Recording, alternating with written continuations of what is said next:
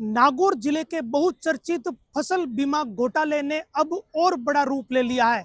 इस मामले में नागौर के कार्यवाहक एसपी आसाराम चौधरी ने एसआईटी की टीम के साथ एक विशेष बैठक की है। नागौर के महिला थाने पहुंचकर एसपी ने जो बैठक की, उस बैठक के बाद कई नए निर्देश एसपी द्वारा दिए गए। इस मामले में सबसे बड़ी खबर यह है कि वर्ष 2023 में जो मुकदमे फसल बीमा गड़बड़ी को लेकर दर्ज हुए, उन मामलों में एफआईआर लग गई थी। अब उन सारे मामलों की फिर से जांच कराई जाएगी। इसके साथ ही जिन पुलिस अधिकारियों ने उन मामलों को एफआईआर जैसा माना, यानी जिन अधिकारियों ने एफआईआर लगाई, उन पुलिस अधिकारियों के खिलाफ भी कानूनी कार्रवाई या फिर विभागीय कार्रवाई अब नागौर पुलिस कर सकती है। वहीं इससे भी चौंकाने वाली खबर यह है कि अब तक इस मामले में 21 मुकदमे दर्ज हो चुके हैं।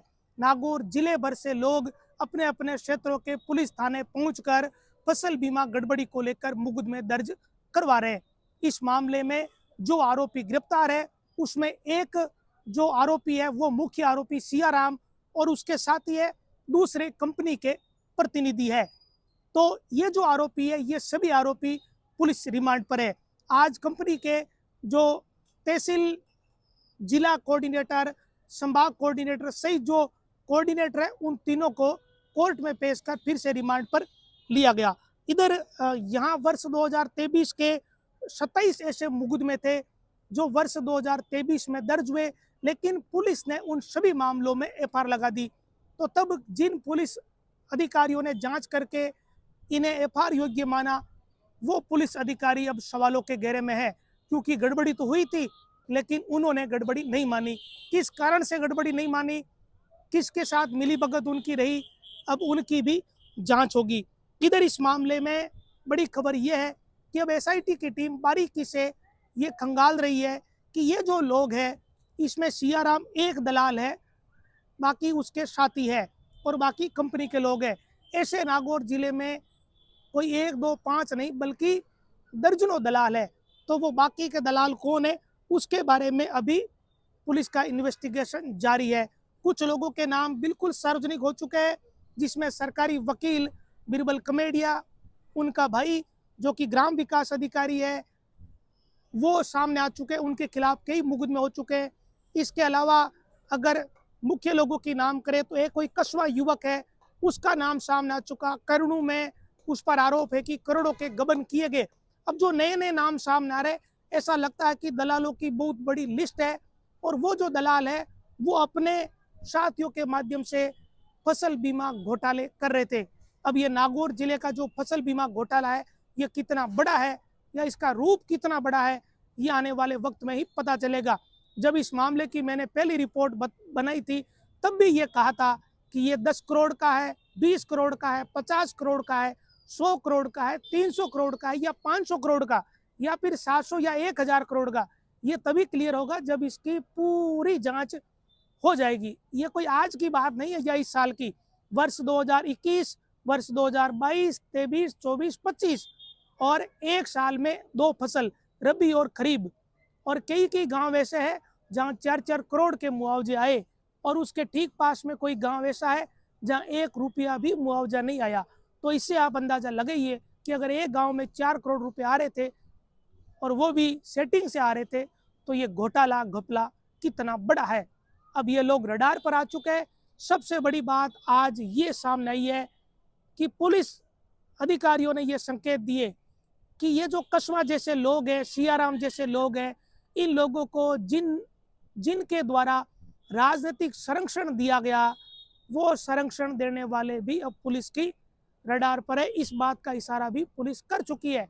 अब जिन लोगों ने संरक्षण दिया वो कैसे साबित होगा, ये पुलिस का काम है। सियाराम से पूछताछ चल रही है।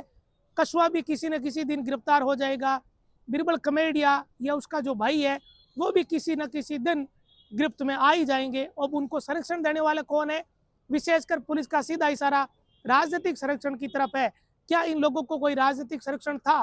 कौन कंपनी के प्रतिनिधियों को दबा रहे थे? कौन कंपनी के प्रतिनिधियों पर इतने हावी थे कि उन्हें ये सब करना पड़ रहा था? किसी गांव में 4 करोड़ मुआवजा, किसी गांव में 3.5 करोड़ मुआवजा और किसी गांव में 10 लाख भी मुआवजा नहीं। तो ये जो घोटाला किया गया, ये बिना राजनीतिक संरक्षण संभव नहीं दिखता, क्योंकि ये चिन्हित करके गांवों में घोटाले किए गए। जहां जहां कस्बा के लोग पहुंचे, किसानों से 50% का सेटअप किया, वहां 4 करोड़ के आसपास मुआवजा आया और उसके ठीक पास में किसी गांव में 1 रुपया भी मुआवजा नहीं आया। जहां जहां सियाराम ने लोगों की जमाबंदी ली या जिन किसानों से तालमेल किया, वहां पैसे आए और इन लोगों ने तो दूसरे किसानों के खातों में रुपए डलवा दिए। जो वाजिब किसान था वो बेचारा भटकता रहा। तो ऐसे बहुत सारे लोग हैं दलाल, एक दो नहीं है।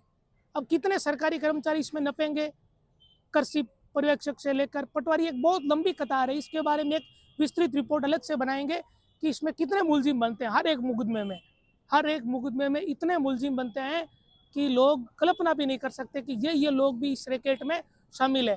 ऐसे ऐसे लोग इस रैकेट में शामिल है जिन्होंने करोड़ों रुपए बना लिए, और जो वास्तविक किसान है जिसकी फसल खराब हुई वो बेचारा भटकता रहा। उसने फिर अगली साल राम के भरोसे खेती करी, फिर नुकसान हुआ, फिर उसे कुछ नहीं मिला, और जो दलालों के संपर्क में थे उनके पैसे आते रहे। तो जो वर्ष 2023 में जिन मुकदमों का कुछ नहीं हुआ, तो उन किसानों को अब चिंतित होने की जरूरत नहीं है। वो जितनी भी एफआईआर थी, जिनमें एफआईआर लग गई, वो सारी की सारी 21 फाइलें हैं, 27 मुकदमे हैं, वो सारे अब रीओपन हो चुके हैं। और तब जिन पुलिस अधिकारियों ने गड़बड़ करी उनकी अभी अब खैर नहीं। और जाहिर तौर पर गड़बड़ कैसे करी होगी, बिना पैसे तो कोई एफआईआर क्यों लगाएगा। तो अगर पैसे लेकर एफआईआर लगाई है तो इन दलालों के वो पैसे भी बर्बाद हो गए। अब उन्हें फिर से उस चक्की में से गुजरना ही पड़ेगा। और दूसरा, अभी 21 मुकदमे दर्ज हो चुके हैं और 10 और रिपोर्ट है वो पुलिस को मिल चुकी है। यानी 31 मुकदमे अभी के और 27 मुकदमे पहले वाले। तो आप अंदाजा लगा लीजिए, ये एफआईआर का शतक जल्दी बनने वाला है। और कार्यवाहक एसपी आसाराम चौधरी ने मीटिंग लेकर गंभीरता से दिशा निर्देश दे दिया है कि इनमें से किसी को बख्शना नहीं है। पुलिस जिस तरीके से आगे बढ़ रही है उससे ये लगता है कि इसमें कई बड़े लोग भी लपेटे जाएंगे। ऐसे नाम सामने आएंगे जो खुद को किसान हितैषी बताते हुए यहाँ ज्ञापन दिए लोगों ने, वो लोग तो किसानों के नाम पर दलाली करते नजर आए। अब इससे बड़ी बात या इससे बुरी बात नागौर जैसे जिले के लिए होगी ही क्या। नमस्कार।